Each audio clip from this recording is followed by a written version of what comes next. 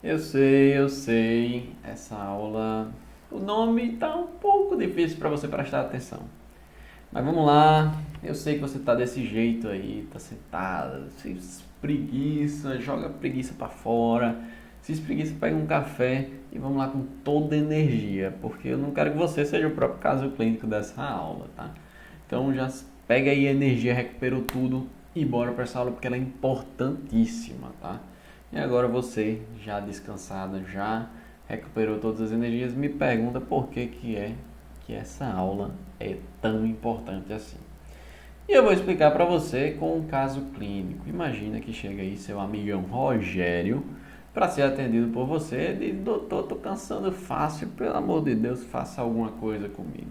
A primeira coisa que você precisa esclarecer aqui nessa consulta é se é um cansaço físico ou se é um cansaço de respiração.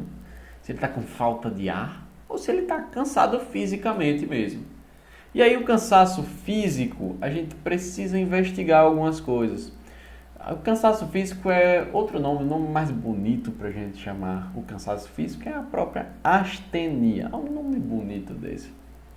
A astenia é quando a gente tem uma fraqueza física e essa falta de energia generalizada. Nessa hora você está pensando, meu Deus, eu tenho isso aí, vou no médico. Não, calma, senta aí, jovem mancebo, e vai assistir o resto da aula, tá? Então, astenia, fraqueza física e uma falta de energia generalizada. O que é que a gente vai ter nesse quadro? A gente precisa atentar para sintomas associados. Nem sempre ele vai ter só isso daí. Pode ter diversas outras coisas que podem estar associadas. Por exemplo, uma lentificação do movimento. O paciente está cansado, está mais cansado, está se movimentando mais devagar. Pergunta para o acompanhante: ele sempre foi assim, sempre se mexeu um pouco mais devagar que os outros. Não, ele se mexia mais rápido. Então, já abre o olho aí para esse paciente que pode ter alguma coisa mais grave. Também espasmos musculares ou tremores. Nessa hora eu acabei de confundir a sua cabeça, pensando: oxe, espasmos e tremores não são a mesma coisa, não? Não. Espasmo é uma contração, certo? Sustentada, involuntária dos músculos. Então, contrai, sustenta e fica ali de forma involuntária. Por outro lado, o tremor é uma contração também, é um movimento que vai ter ritmo e vai ser involuntário também dos músculos. Não é uma contração sustentada, ele contrai, descontrai, contrai, descontrai. Então, espasmos e tremores. E também lembra de questionar ativamente sobre o cansaço mental desse paciente. Importante a gente investigar. Uma possível síndrome burnout pode estar associada a esse quadro de astenia. Então, depois de a gente perguntar isso tudo, a gente precisa classificar essa astenia. Essa astenia, ela é temporária, ela é crônica, ele sempre teve isso ou só teve hoje porque passou a noite estudando para a prova. Então, é temporária ou crônica. Ela é patológica? Vamos ver, tem algumas coisas que podem causar essa astenia. Algumas infecções, principalmente virais, podem estar relacionadas com isso. O hipotireoidismo, uma deficiência na tireoide, pode causar essa astenia. E algumas deficiências vitamínicas também estão relacionadas com essa astenia, tá? E finalmente, tem alguns medicamentos também que podem causar essa astenia, podem estar associados. Então você precisa questionar sobre algumas doenças de base que o paciente pode ter, questionar sobre o consumo de alimentos ricos em vitaminas e se faz alguma suplementação, e também questionar ativamente sobre os medicamentos que esse paciente faz uso, tá? Então, se toma algum remédio para a tireoide, se toma algum ansiolítico, se faz quimioterapia, tudo isso pode causar essa astenia. Então, o cansaço físico seria a astenia, mas e se for um cansaço respiratório? A gente vai ter aí o que a gente chama de dispneia. A gente já mencionou a dispneia em outras aulas anteriores, mas é agora que você vai aprender mesmo o que é a dispneia. Como eu já falei, inclusive, em outras aulas, a dispneia é uma experiência subjetiva. Como assim é uma experiência subjetiva? Logo daí a gente já sabe que é um sintoma e não um sinal. Olha aí aquela aula base fazendo sentido. Dispneia é um sintoma, ele precisa ser referenciado para você. Você não pode chegar, o paciente está respirando mais rápido e você pensa, está com dispneia. Não pode dar esse diagnóstico. Você precisa perguntar se o paciente está com falta de ar.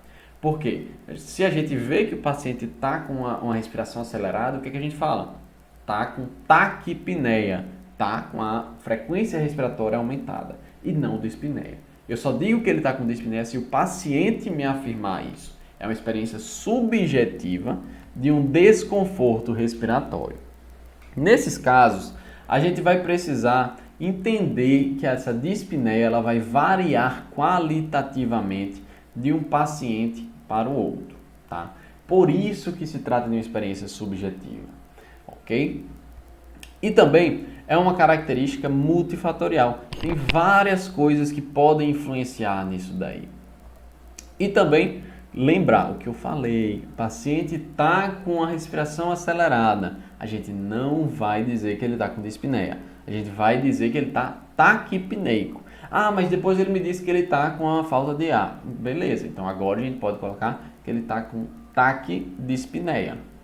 Entendeu? Juntou a taquipneia com a dispneia. Simples. E a gente vai fazer a classificação de acordo com os esforços, que a gente vai aprender daqui a pouquinho, que vai ser baseado nos mínimos, nos médios, nos grandes esforços, tá? E também a gente pode fazer essa classificação de acordo com o decúbito, que a gente vai falar também bem direitinho. Esse era o caso exatamente de Rogério. Lembra que ele disse para você que estava cansando fácil? Ele estava querendo dizer que ele estava com a falta de ar. Sempre que ele fazia alguma coisa, uma coisinha a mais do que o normal que ele estava acostumado, ele já ficava com cansaço mesmo. Então, o que é que a gente precisa perguntar aí? O que é que a gente precisa questionar Rogério sobre essa dispneia? Primeira pergunta é quando que ele sente isso? Porque a gente precisa saber se ele sente quando está tomando banho, ou sente quando está caminhando normal, ou sente quando está subindo uma ladeira. Isso é completamente diferente. Tomar banho exige esforços bem menores do que subir uma ladeira. Então, a partir disso a gente já vai classificar de acordo com os esforços. Se ele disser, opa, quando eu tomo banho, eu já sinto essa falta de ar. Você já fala, você já classifica como dispneia aos mínimos esforços. Não, Rogério, mas quando você estava andando ali da recepção aqui para o consultório, você sentiu essa falta de ar? Já. Então, médios esforços aí, uma caminhada na horizontal. Quando ele diz, não sinto isso na horizontal, não. Só sinto quando eu subo uma ladeira. Ah, beleza, então aí tem grandes esforços. Então a gente já consegue estratificar direitinho aí essa dispneia. E além disso, outra coisa que a gente precisa classificar também é com relação ao decúbito. Se ele está deitado, a gente chama de ortopneia. Ele sente quando está deitado, a gente chama de ortopneia. É característico de quadros como, por exemplo, a DPOC, que a gente vai discutir mais para frente, em alguns casos clínicos de aplicações da semiologia respiratória, tá? Se ele diz que sente quando está em pé, só quando está em pé, a gente chama de platipneia. A platipneia, a gente pensa principalmente em uma cirrose hepática, por exemplo, que tem um comprometimento pulmonar. Isso pode causar essa dispneia quando o paciente está em pé, essa platipneia. E quando ele sente quando está deitado para um lado. Calma, aí é bem específico. Mas a gente chama de trepopneia. Nesses casos, a gente vai suspeitar de um derrame pleural. Tá? Então, derrame pleural, geralmente unilateral, vai acabar comprometendo mais um lado do que o outro, podendo ter esse quadro de trepopneia, quando ele sente a falta de ar, quando ele se deita de lado. E também a gente precisa conhecer esse famosíssimo termo que é a dispneia paroxística noturna, o DPN. É uma dispneia que você sente quando está dormindo, você acorda ali sufocado, acorda com a falta de ar, e aí se levanta, quando você se levanta já vai começando a melhorar. Então, dispneia paroxística noturna. Muita gente confunde com a dispneia causada pelo refluxo. A dispneia causada pelo refluxo, o paciente acorda com essa falta de ar, ele se senta e não melhora rapidamente. Então ele precisa se levantar, beber uma água para tentar melhorar e aí sim vai começar a aliviar. E aí normalmente também a dispneia do refluxo, associada ao refluxo, vem associada com uma tosse seca, tá? Característico desse quadro clínico. Ainda na dispneia, outras perguntas que a gente precisa fazer é agora que a aula vai começar mesmo, tá? Então se sacode aí na cadeira que vai começar mesmo agora. Então, estava fazendo o quê? O que a gente quer saber com isso? O que ele estava fazendo quando iniciou essa dispneia? A gente quer saber sobre o início dela. Faz quanto tempo que você está sentindo isso? A gente quer saber a duração dessa dispneia. Quando começou? Começou há 15 dias. Então a gente já pode classificar ela como uma dispneia aguda. Essa dispneia aguda, ela pode ser sugestiva de algum quadro infeccioso, por exemplo, uma pneumonia, ou até um pneumotórax também, que pode ser característico. Essa dispneia mais aguda, tá?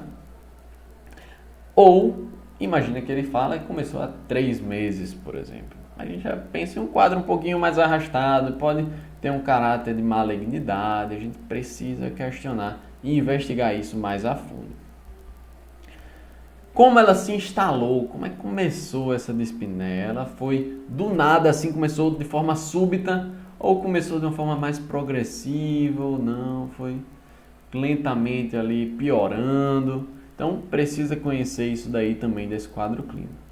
E você precisa entender também como é que esse paciente vai comparar esse cansaço, essa dispneia, essa sensação de falta de ar. Quando ele compara a uma espécie de cansaço mesmo, você pode pensar em uma DPOC que pode ter esse quadro. Mas quando ele diz, não, estou me sentindo sufocado aqui, você já pensa um edema agudo de pulmão, uma congestão pulmonar, ou não, é um aperto aqui no peito, doutor, tá doendo tudo aqui e tá com essa dispneia, a gente já precisa pensar em um quadro asmático, provavelmente uma exacerbação. Também perguntar sobre fatores de piora e fatores de melhora.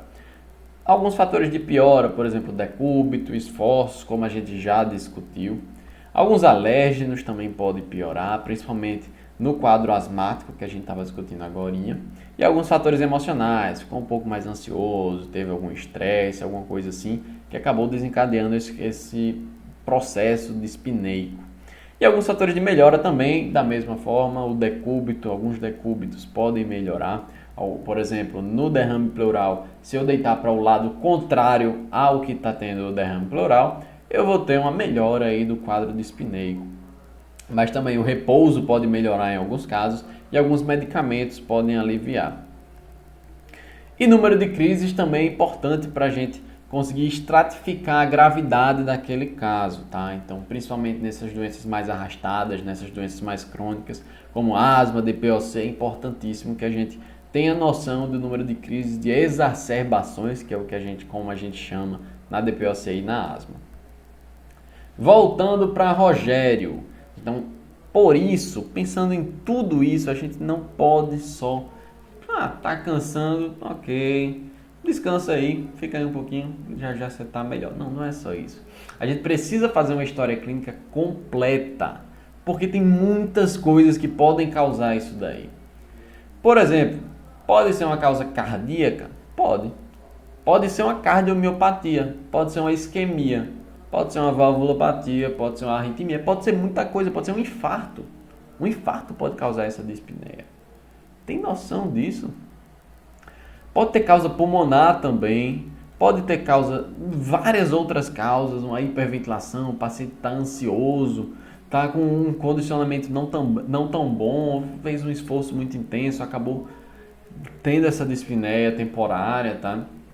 Pode ser com relação à obesidade, o paciente obeso que tem uma gordura muito concentrada ali na região do tronco, acaba restringindo os movimentos pulmonares, movimentos respiratórios, diminuindo a expansibilidade, dificultando a respiração, por exemplo. Isso aí é extremamente comum nos pacientes obesos.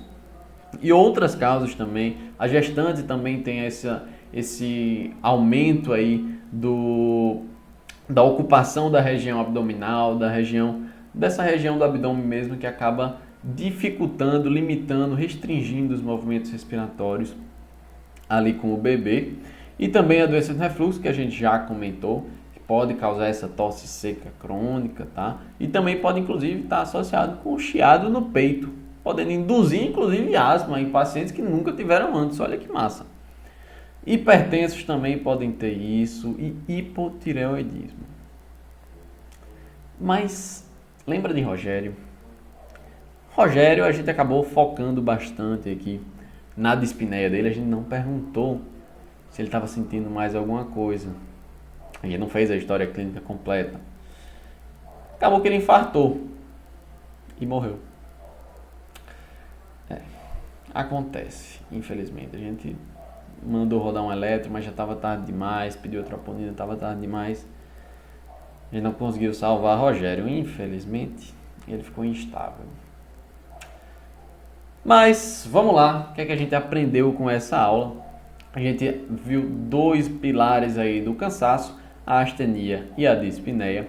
Na astenia, a gente vai ter tipicamente uma fraqueza física e uma falta de energia generalizada. E também várias causas que podem desencadear esse quadro de astenia, como a tireoide, um problema de tireoide, algumas infecções, como falei, geralmente virais, e alguns medicamentos também. Já por outro lado, o segundo pilar dessa aula, que seria a dispneia, o outro tipo de cansaço, agora um cansaço mais respiratório, a gente tem que focar que é um fato subjetivo, é um sintoma, precisa ser relatado para você. Então, você não pode simplesmente observar e dizer que o paciente está dispneico. A gente precisa classificar também os pequenos, médios, grandes esforços e também lembra ortopneia, platipneia, trepopneia e dispneia paroxística noturna. É isso daí, tira o print disso para não esquecer, porque isso é muito importante. Eu realmente espero que você tenha gostado e a gente se vê na próxima aula.